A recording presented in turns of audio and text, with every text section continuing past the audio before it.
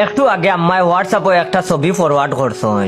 একটা ফুড়ির লাল শাড়ি পরা, মাথাত বড় গুমটা দিয়াছে আরো বনো, বুঝাও যার বিয়ার লাগে কইনা দেখা ওর। ফুড়িওগুর ছবিটা দেখেও আমার কলিজাত চেক করে উঠলো। তাইলে কিতা ও টাটা পড়া শীত আমার কিছু একটা ওইব।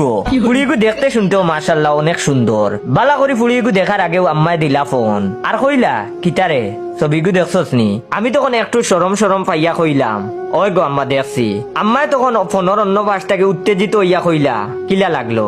আমি তখন শর্মে লাল ওই দিমু ওলা বাপ লইয়া কইলাম মাশাল্লাহ আম্মা অনেক সুন্দর ফুড়িগু, ফুড়িগুরে আমার পছন্দ হইছে।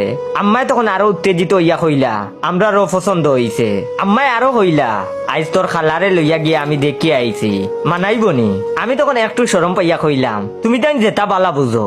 আম্মায় তখন কইলা তোর বাইর অর্থাৎ আমার কাজিনর পছন্দ করা কত সুন্দর একটা ফুড়িয়ে তারে পছন্দ করছে, আর তুই তো গাছ কাটস। ইজ্ঞান উনিয়া আমি তো আসমান থেকে পড়লাম। আমি তখন কইলাম ভাই মানি কিতার ভাই? তখন আম্মায় কইলা তোর এনু 2 দিন আগে কইলাম আজ তোর ছোট ভাই অর্থাৎ তোর কাজিনর বউ দেখতে যাইতাম। আমরা গিয়াও দেখিয়াও আইছি, বিয়ার দিন তারিখও ফিক্স হয়ে গেছে। বিয়া কয়দিন পরে তুই খাইছ বইয়া বইয়া হুরু বাইর বিয়া। আমার তখন আখটা মনে পড়লো আমার বয়সে হুরু খালার ঘরের বাইয়ে বিয়া করে।